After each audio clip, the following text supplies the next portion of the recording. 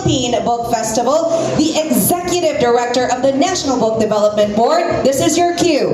Please clap your hands for none other than Ms. Charisse Aquino Tugade.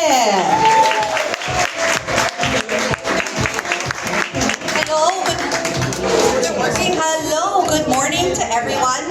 It's nice to see all of your faces. Okay, I'm gonna get a little bit serious here. A few weeks ago, we did a survey. We surveyed 300 librarians and learning area coordinators.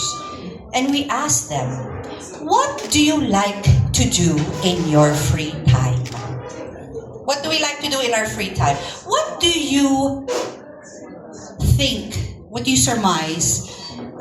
What do you think they said? What do people like to do in their free time? Social media. What do you think about that, Charmaine? You think? Sir Nelson, what do you think about that? Definitely. All right. So when we did this survey, the first preference of everyone in their free time in this survey was they like to do social media. The second, what do you think? Bonding with family. So una muna yung social media tapos family. Third, watch movies and watching shows.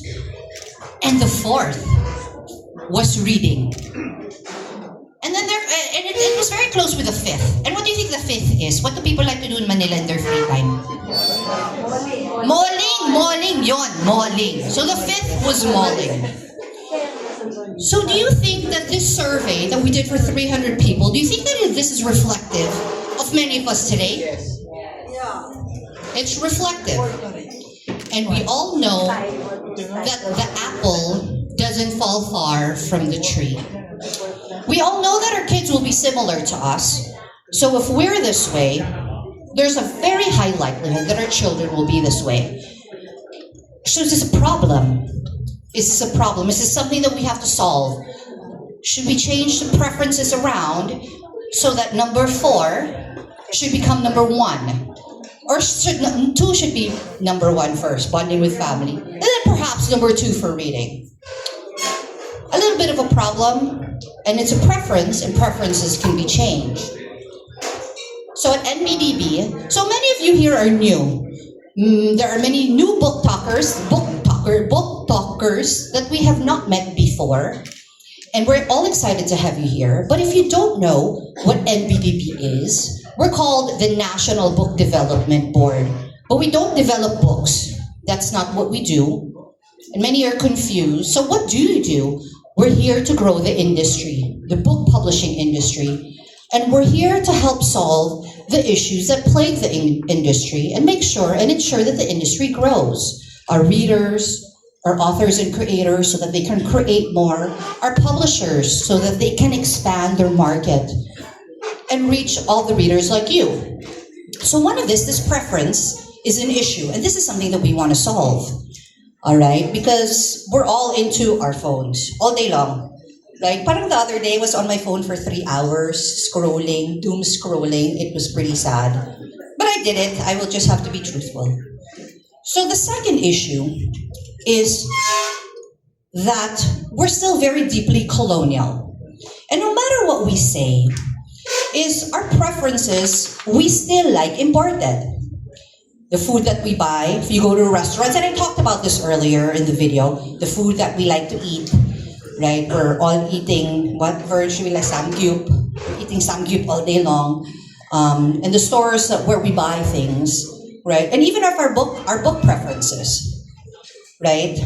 So, again, these are preferences, and preferences can be modified. Preferences can change. So how do we do it at NBDB? At NBDB, we practice something called backwards design. Are you all familiar with backwards design? No. Who is familiar? Raise your hand. Okay, 1, 2. Okay, 2. All right. So backwards design is really from education, and it's essentially this. Backwards design is you identify your desired result. For anything, you identify your desired result, You determine the acceptable evidence, and then you create programming for that. So you create the programming so that you can ensure that you have the evidence so that you can solve the problem. So we looked at these two issues and we're like, hey, we're going to have to do something to work in modifying these preferences so that people will move towards reading and move towards reading Pinoy. So 4 years ago, we started working very, very closely with many of our publishers and our industry heads. And we said, hey, let's create a program that will address the issues that we need to solve. There was no festival or fair that really focused on Pinoy. And we needed something, because we really like our social media and our movies and our mall, we needed something to combine all of these things that we like to do and put it in one setting. All right? And then we need buyers. So yan, talk to DepEd. Hello, DepEd. Do you want to buy some books locally authored? And they did. They put billions of pesos. In the last 3 years, about 3 billion pesos into locally authored trade books, which is amazing. So when we started, it was a gamble. Because it was new. Parang no one knew what it was. And then we decided to do 2 fairs. And then now, it's a movement. And look how much we've grown. So I think the preferences are changing. Our authors are rock stars. Hello, Sir Butch, rock star. Hello, Sir Christian. And our creators are rock stars. I will introduce to you a rock star later. And he's the guy that did our key visual, by the way. So what makes me really happy when I go to the festival is that my daughter, of course my daughter, right?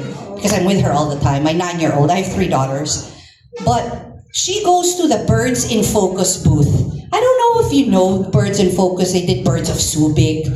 She goes there and she's 9. And she's just so excited to look at the birds and to meet the author. She goes to the booth every single day.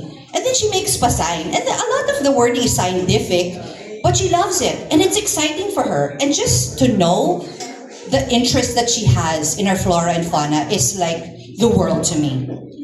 And meeting with teachers, we have teachers every year. And this year we have 350 DepEd teachers. Just finding that glimmer in their eye when they find the book that they need for their students. Parang, yes, okay. And then meeting our independent authors. We have such a huge rise in independent authors, by the way. But meeting all of them and seeing that there's a huge line for their works and for them to sign. Because their story matters, right? And their stories are important.